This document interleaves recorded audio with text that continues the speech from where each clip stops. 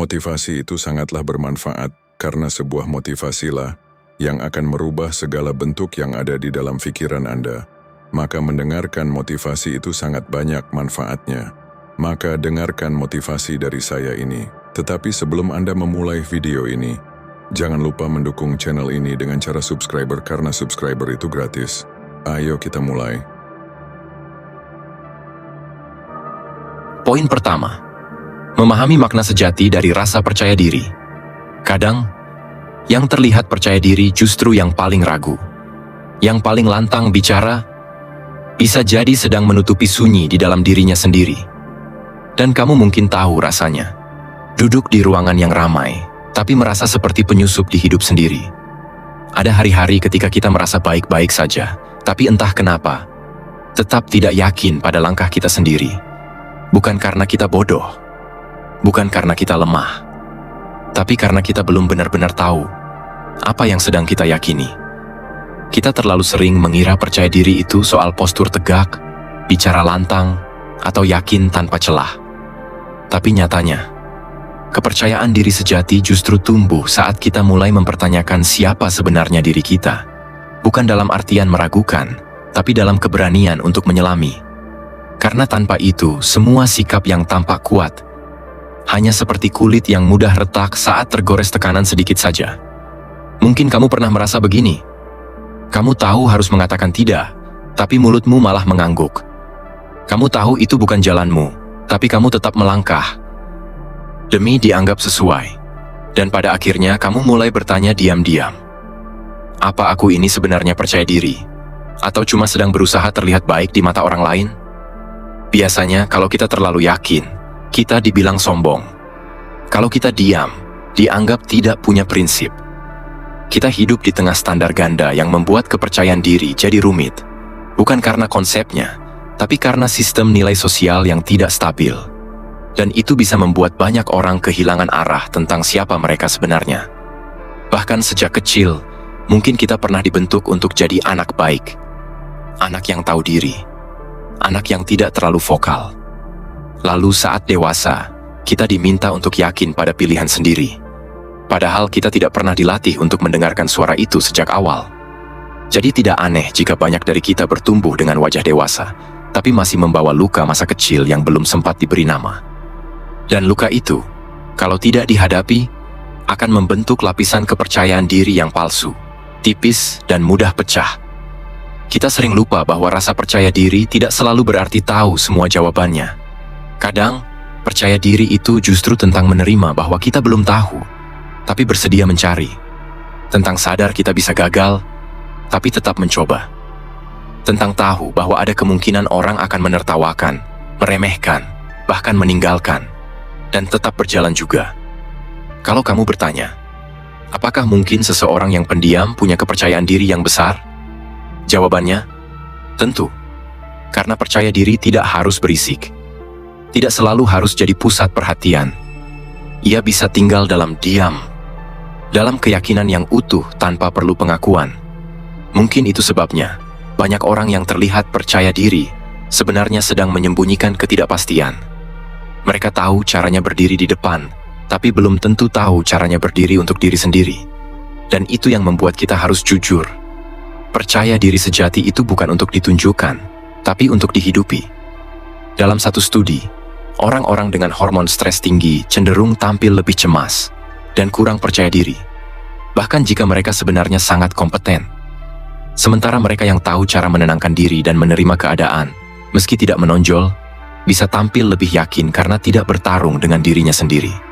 Jadi pertanyaannya bukan lagi, bagaimana caranya terlihat percaya diri, tapi apakah saya benar-benar merasa cukup dengan diri saya sendiri? Coba pikirkan ini. Jika kamu tak lagi membutuhkan validasi dari luar untuk merasa layak, jika kamu bisa bicara jujur tanpa takut kehilangan cinta orang lain, jika kamu tahu kamu akan tetap memilih jalan yang sama, walau tak ada satupun yang mendukung, apakah itu bukan bentuk percaya diri yang paling murni? Mungkin kamu belum sampai di titik itu, tapi bukan berarti kamu tidak sedang menuju ke sana.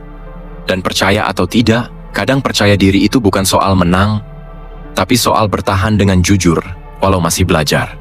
Poin kedua, Hidup sesuai dengan keyakinan pribadi. Kadang kepercayaan diri bukan soal seberapa keras kamu bersuara, tapi seberapa jujur kamu hidup dengan keyakinanmu sendiri. Dan itulah yang seringkali jadi ujian paling sunyi. Karena seperti yang kita bahas di poin sebelumnya, percaya diri yang sejati tumbuh dari dalam. Tapi apa yang terjadi ketika dunia luar mulai memaksamu memilih antara dirimu dan semua ekspektasi yang menempel? Coba bayangkan ini. Kamu punya keyakinan kuat tentang jalan hidupmu. Mungkin pilihan karier, gaya hidup, cara berpikir. Tapi orang-orang terdekatmu, bahkan yang kamu cintai, mulai menunjukkan ketidaksetujuan. Bukan karena kamu salah, tapi karena kamu terlalu berbeda. Dan di titik itulah, banyak dari kita mulai bimbang. Apakah mempertahankan keyakinan pribadi itu tindakan mulia? Atau hanya ego yang dibungkus idealisme? Kita hidup di tengah masyarakat yang menghargai harmoni, yang tidak ingin ribut, yang lebih suka melihat semuanya seragam agar lebih nyaman dilihat. Tapi di balik itu semua, ada begitu banyak orang yang berjalan di atas luka, hanya karena takut dianggap melawan. Mereka tidak salah, hanya belum siap menanggung kesepian yang sering datang bersama pilihan yang otentik. Lucunya, kita sering dibilang, harus berani jadi diri sendiri. Tapi ketika kita melakukannya, kita dikira keras kepala. Dibilang nggak tahu diri. Padahal mungkin, kita hanya sedang belajar untuk tidak terus-menerus menyenangkan orang lain. Apalagi kalau itu artinya mengorbankan nurani sendiri. Dan pertanyaannya jadi makin dalam. Kalau semua orang menyuruhmu mengikuti arus, apa yang terjadi saat kamu malah memilih berenang melawan? Rasa bersalah mungkin datang duluan. Apalagi kalau kamu tumbuh dalam lingkungan yang sangat menekankan anak baik harus nurut. Rasa bersalah itu, entah kenapa, terasa logis. Padahal mungkin itu hanya rasa takut kehilangan cinta dari mereka yang tak bisa memahami langkahmu. Dan dari situ, banyak orang lebih memilih hidup setengah hati daripada mempertaruhkan hubungan yang katanya demi keluarga. Tapi mari kita lihat lebih jujur.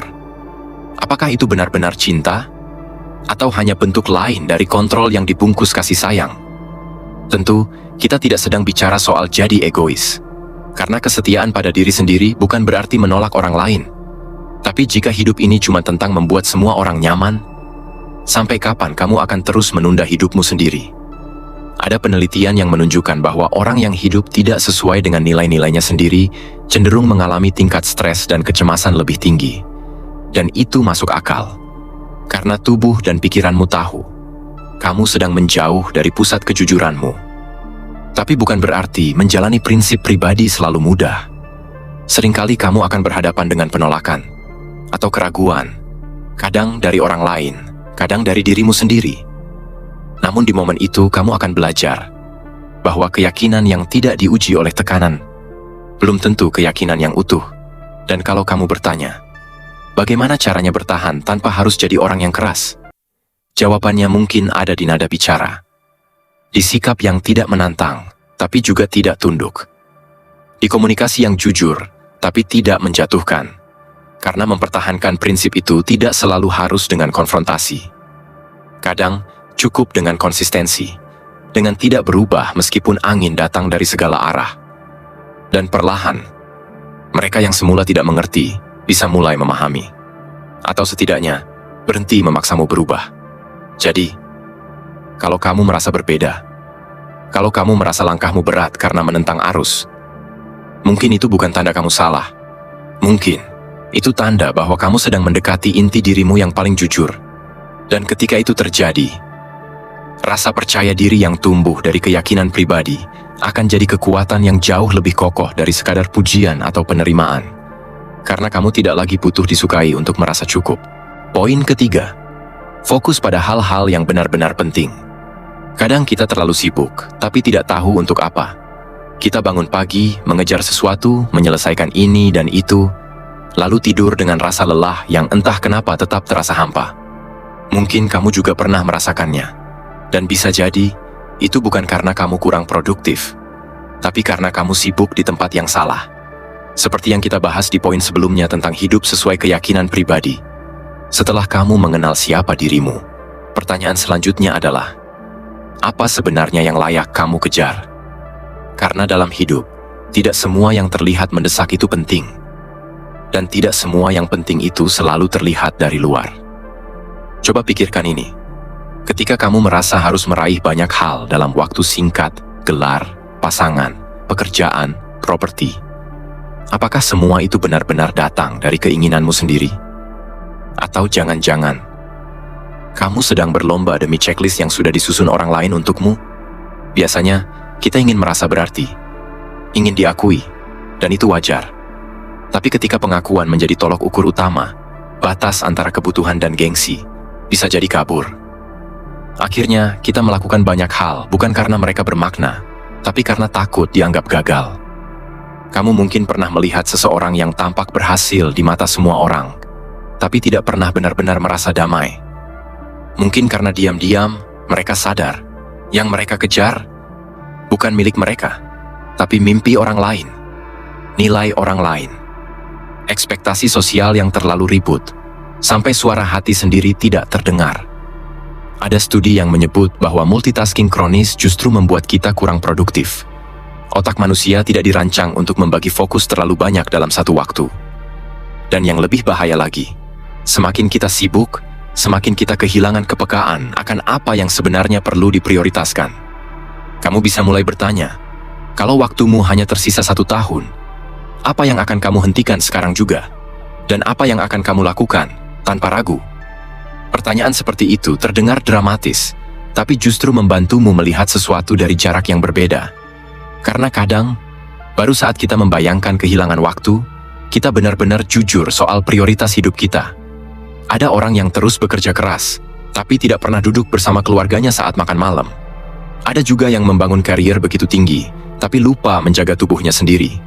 Dan tak sedikit yang mengejar validasi sosial, tapi lupa apa rasanya tenang. Menariknya, prinsip 80/20 atau Pareto Principle menjelaskan bahwa sebagian besar hasil yang kita peroleh sebenarnya berasal dari sebagian kecil aktivitas. Artinya, tidak semua kesibukan berdampak nyata. Jadi kalau kamu bisa menemukan yang 20% itu, kamu bisa mengurangi tekanan tanpa mengorbankan hasil. Tapi tentu saja, menyederhanakan fokus tidak semudah kedengarannya.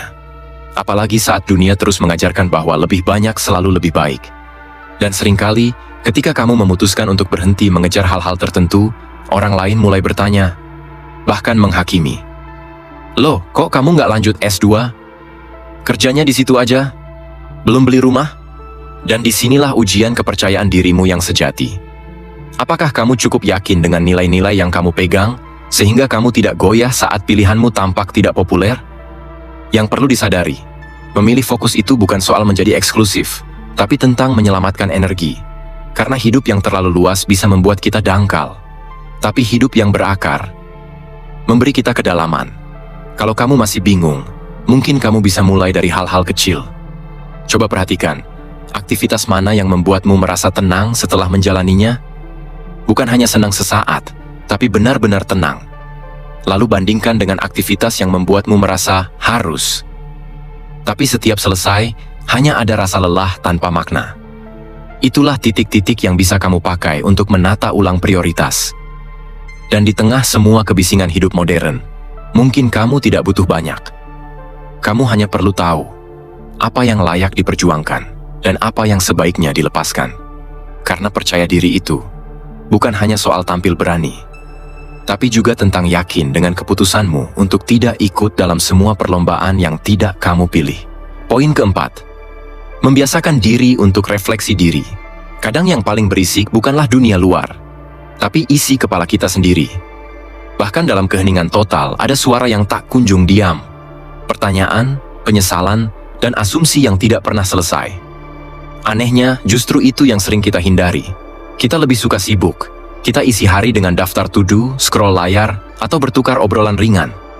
Tapi sesekali, ketika semuanya hening, muncul sensasi yang tidak enak. Rasa sepi yang bukan sekadar kesunyian. Sebuah jarak antara siapa kita di luar dan siapa kita sebenarnya di dalam. Seperti yang kita singgung di poin sebelumnya tentang memilih apa yang benar-benar penting. Pertanyaannya adalah, bagaimana kita bisa tahu apa yang penting jika kita tidak pernah menyempatkan diri untuk bertanya ke dalam? Bayangkan kamu duduk sendiri, tanpa ponsel, tanpa musik, hanya kamu dan pikiranmu. Apa pertanyaan pertama yang muncul? Dan apakah kamu siap mendengarnya, apalagi menjawabnya? Refleksi bukan sekadar merenung. Bukan pula hanya diam termenung seperti di film-film. Ini tentang melihat ke dalam dengan jujur. Mengamati keputusan kita, motif kita, dan luka-luka lama yang mungkin selama ini kita bawa tanpa sadar. Dan jujur saja, banyak dari kita takut akan itu. Karena siapa tahu, di dalam diri kita, ada sisi yang tidak seindah persona yang kita tunjukkan keluar. Ada luka yang belum sembuh, ada penyesalan yang belum kita akui. Mungkin itu alasan kenapa kita lebih nyaman terus bergerak, terus sibuk. Karena diam berarti menghadapi semuanya. Tapi kalau kita tidak berani menyelam ke dalam diri sendiri, dari mana datangnya kepercayaan diri yang sejati? Karena percaya diri bukan soal tahu harus berkata apa, atau yakin harus berbuat apa, tapi tentang mengenal siapa yang sedang bicara dari dalam dirimu. Apakah itu suara hati, atau cuma gema dari ekspektasi orang lain yang sudah terlalu lama menumpuk? Refleksi bukan sekadar berpikir, tapi berpikir tentang bagaimana kita berpikir. Ini yang kadang dilupakan. Kita bereaksi terhadap sesuatu, tapi tidak tahu kenapa. Kita marah, tapi tidak paham sumbernya. Kita merasa gagal, tapi tidak sadar bahwa standar yang kita pakai bahkan bukan milik kita.